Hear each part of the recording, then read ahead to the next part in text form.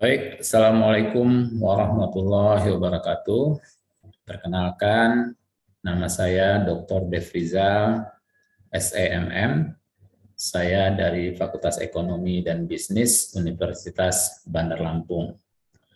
Pada kesempatan ini, saya akan menyampaikan hasil daripada penelitian dengan menggunakan dana hibah yang diberikan oleh Direktorat Jenderal Pendidikan Tinggi, Kementerian Pendidikan dan Kebudayaan, Riset dan Teknologi untuk implementasi program MPKM yang dilakukan oleh Universitas Bandar Lampung. Tim peneliti kami berjumlah 5, saya sebagai ketua, kemudian saya dibantu oleh Bapak Nurdiawansa, Bapak Yanu, kemudian Ibu Foni, dan Ibu Apin Puriski. Baik, judul penelitian yang saya dan teman-teman lakukan itu adalah model kebijakan dan implementasi program MBKM yang dilakukan di Fakultas Ekonomi dan Bisnis Universitas Bandar Lampung. Nah, latar belakang penelitian ini didasari oleh bahwa dalam implementasi MBKM salah satu tantangan yang perlu disesuaikan adalah dari sisi penyesuaian capaian pembelajaran kurikulum dengan implementasi program MBKM itu sendiri. Kemudian kami juga melihat memonitor apakah implementasi yang dilakukan itu sudah sesuai dengan tujuan yang ingin dicapai.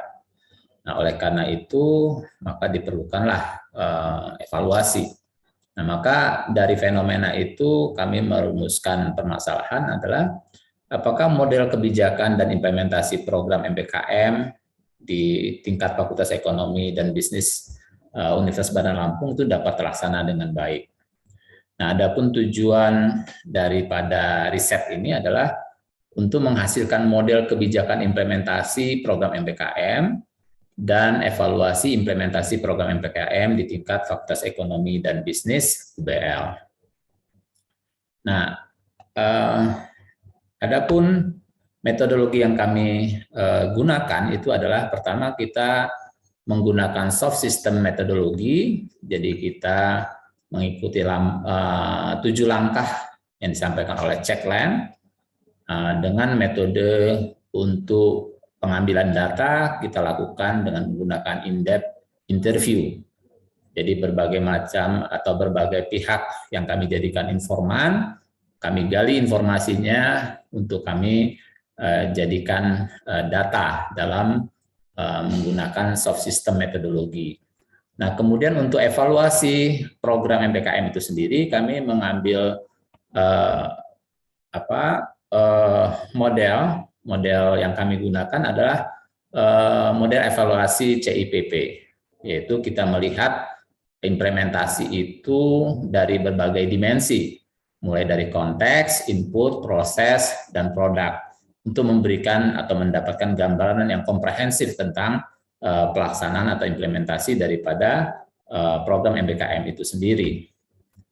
Nah, dari metode CIPP ini tentunya kami lakukan dengan menggunakan metode survei. 441 mahasiswa kami survei untuk kami gali atau kami tangkap bagaimana persepsi mereka tentang berbagai indikator yang tercakup dimensi konteks, input, proses, dan produk. Nah, hasil daripada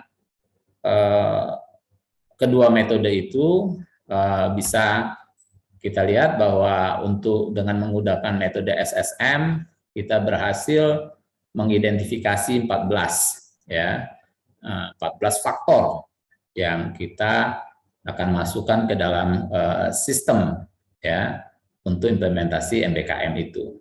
Dan kita mengikuti langkah-langkah dari Checkland, yaitu mulai dari problem situation, kemudian kita buat causal loop diagram, kemudian masuk problem situation, kemudian kita buat model kelembagaannya, kemudian berikan gambaran rich picture-nya. Kemudian dari sini kita menggunakan KPU. Nah, kemudian di tahap 4, kelima, dan keenam kita akan mulai melihat ya bagaimana kita petakan atau kita gambarkan dalam bentuk flow diagram ya model real yang sudah dijalankan. Kemudian kita lihat model konseptualnya, kemudian kita akan hasilkan model revisi. Nah, sedangkan di tahap terakhir tentunya kita melakukan langkah untuk peningkatan sistem yang implementasi yang ada. Nah, menghasilkan berbagai macam kebijakan untuk bisa kita usulkan. Nah, sedangkan dengan metode CIPP kita melihat dari dimensi konteks, input, proses, dan produk, dan berbagai macam faktor yang kita masukkan ke dalam 4 dimensi tersebut, ya hampir sebagian besar faktor-faktor itu sudah berjalan sangat efektif. Nah, dari analisa atau model CIPP ini kita mendapatkan ada beberapa faktor yang bisa kita lihat yang mungkin masih memungkinkan untuk ditingkatkan efektivitasnya. Ya, seperti misalkan program studi misalkan telah memiliki buku panduan dan dalam pelaksanaan kegiatan MBKM. Ini mungkin efektivitasnya masih bisa ditingkatkan karena walaupun sudah memiliki tetapi mungkin tingkat pengetahuan dari mahasiswa terhadap dokumen tersebut belum begitu masih sudah baik, hanya masih bisa ditingkatkan menjadi lebih baik lagi. Dan demikian berbagai macam indikator lainnya yang bisa kita ambil dari model CIPP ini sebagai bahan masukan. Nah, kemudian penelitian ini memberikan rekomendasi atau saran, yaitu berdasarkan hasil penelitian yang telah dilakukan, maka ada beberapa hal saran yang diberikan, antara lain perlu meningkatkan kegiatan sosialisasi agar mahasiswa lebih mengetahui dan memahami kegiatan MBKM. Dan ini kita juga melakukan workshop ya untuk meningkatkan pengetahuan dan pemahaman daripada mahasiswa tentang program MBKM ini.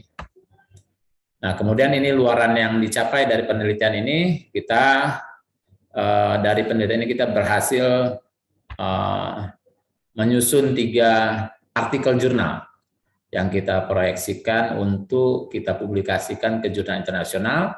Semua artikel jurnal sudah dalam bentuk atau dalam bahasa Inggris atau bahasa internasional untuk siap publish, dan kita sudah lakukan submit ya terhadap beberapa jurnal internasional yang kita pandang baik ya. Kemudian dari penelitian ini juga kita menghasilkan 3 HKI ya terkait dengan artikel yang sudah kita susun, dan kemudian nanti adalah video dokumentasi. Mungkin itu yang bisa saya sampaikan mengenai hasil penelitian kami. Akhir kata saya ucapkan terima kasih. Wassalamualaikum warahmatullahi wabarakatuh.